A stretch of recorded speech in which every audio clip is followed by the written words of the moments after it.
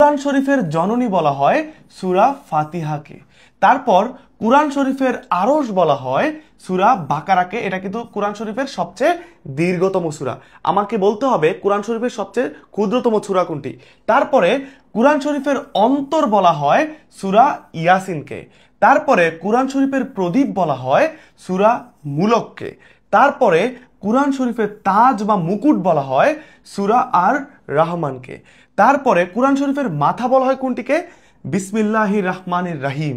তারপরে বিসমিল্লাহ নেই এমন একটি সূরাও কিন্তু রয়েছে, যেই সূরায় কিন্তু বিসমিল্লাহ নেই। সেটি কোনটি? সূরা তাওবা। আর কোন সূরায় দুইবার বিসমিল্লাহ রয়েছে? সেটি কিন্তু সূরা নামলে। সো বিসমিল্লাহ নেই সূরা তাওবায়, আর দুইবার বিসমিল্লাহ রয়েছে কিন্তু সূরা নামলে।